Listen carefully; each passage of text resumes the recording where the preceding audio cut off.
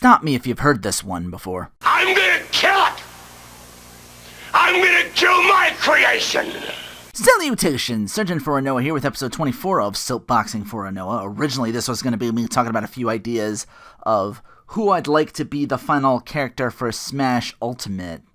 I want Arxis on it like most, but instead of Soul Bad Guy, I believe who's more suited is someone with early Nintendo Famicom cred that Arxis now is making games with and has licenses for, and that's Kunio-kun. I really want to get my hopes up and say Goemon, but that was a Rinoa from a long time ago. Lately, I feel a bit more jaded. Like, one backed horse after another turns out to be an also-ran. Which brings me to the topic of today, something that's been gnawing at me for a while, and probably most of you too, if you're professional wrestling fans like me, or at one time. Much like urinating true found lolcows in sports, it's fair for me to say WWE has reached this status. Depending on who you ask, it reached this status long, long ago. I'll be the first to admit, this is partially just me looking at things differently because I'm not watching the product anymore. Maybe I find myself now out of that 18 to 39 demographic that these programs are known for. If you're new to the channel, I've done promo reenactments. I've done what was supposed to be WWE Network watch-alongs for pay-per-views at my commentary, only now there's no network. I've been a part of 3 different groups for podcasting about this subject, and that's not even counting me going solo with it. So I do comment this topic as a fan. Hell, I've seen the comments for years that WWE was a joke, even back when there was no real competition. NWA and TNA were considered that once upon a time, but then they made the era of trying to go Monday nights with Impact. Any slow descent that TNA back then was suffering back in 2010 became a downward spiral with the Hogan-Bischoff era. It's one of my favorite YouTube videos, probably one of yours too, the Brian Alvarez going on about a gold boat. If you listen early enough, they're talking about TNA when they were on Wednesdays losing the ratings war to NXT. Season 1.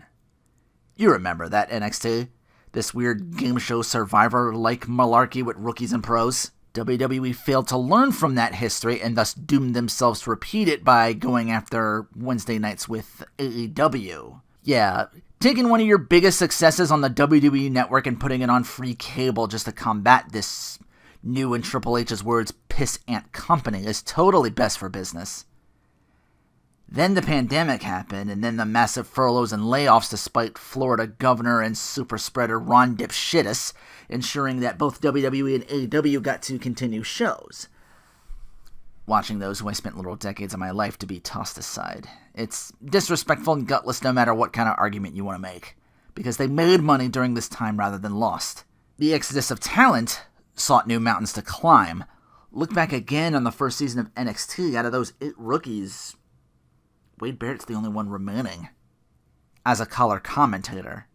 A decade and change ago, TNA was the place to go when certain WWE guys weren't getting their due.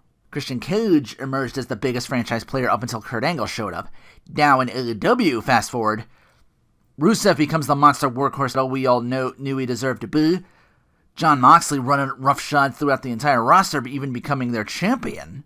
Say what you will about the Dud Explodey deathmatch. I can see WWE just moving on and pretending that something like that would have never happened, or, and I say this as a best case scenario, doing it again for free TV and making those who bought the pay-per-view or ticket to see it wonder why bother.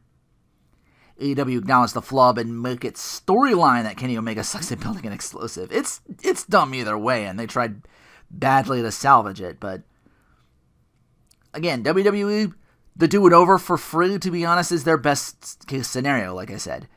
They could, at worst, do the old bait and switch they've done for years. Remember, these are the same guys that booked a Raw to also take part back in their alma mater of Madison Square Garden, and only to just have DX and Taker talk about, I can't remember the pay-per-view. It could have been SummerSlam, could have been WrestleMania, it could have been a Saudi show for all I remember. Yeah, it's a way to screw over your garden ticket holders. And now the big story is Triple H no longer even running the competition anymore, while AEW secures a Friday night program and have been laying the smackdown on WWE in the ratings some more. The pissant company is now beating their competition so effortlessly, It's making WWE NXT look like a piss take. I feel a little bit bad for Triple H. He took what Dusty Rhodes' guiding hand provided and made successful takeover after takeover. Now he's powerless watching this old yeller of a brand that he helped create and build, and he doesn't even get to pull the trigger on it. The fish rots from the top, and that rot has now spread to the third brand.